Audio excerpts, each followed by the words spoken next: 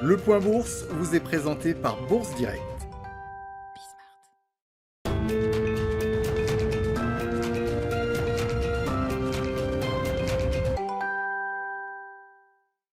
Tendance à la hausse toujours à la Bourse de Paris avant l'ouverture des marchés américains. Les indices américains qui sont attendus en ordre dispersé de leur côté, à en croire les contrats futurs sur les indices.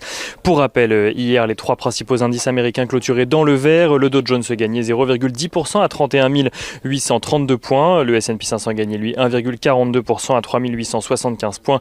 Tandis que le Nasdaq Composite gagnait lui 3,69% à 13 073 points. Les investisseurs qui suivent toujours aux États-Unis les rendements obligataires qui restent d'ailleurs stables depuis hier alors que le Trésor américain a émis 58 milliards de dollars de bons du Trésor à 3 ans. Une émission bien accueillie par les marchés avec un taux de couverture au plus haut depuis juin 2018. Deux autres émissions devraient suivre cette semaine sur des obligations à 10 et 30 ans pour un montant total de 120 milliards de dollars en comptant les obligations déjà émises hier. Dans ce contexte, le taux à 10 ans est aux alentours des 1,55% cet après-midi tandis que celui à 30 ans est aux alentours des 2,27%.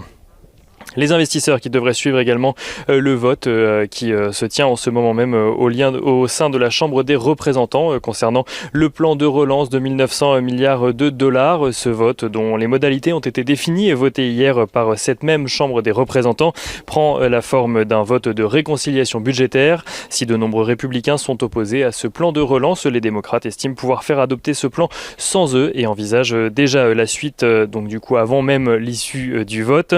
Si le plan est effectivement voté, alors celui-ci pourra être ratifié par Joe Biden avant la fin de semaine et donc le projet de loi pourra être promulgué. Du côté des valeurs à suivre à présent à Wall Street, on notera que GameStop gagne un peu plus de 14% dans les transactions en préouverture alors que l'entreprise a récemment annoncé vouloir amorcer sa mue vers le e-commerce.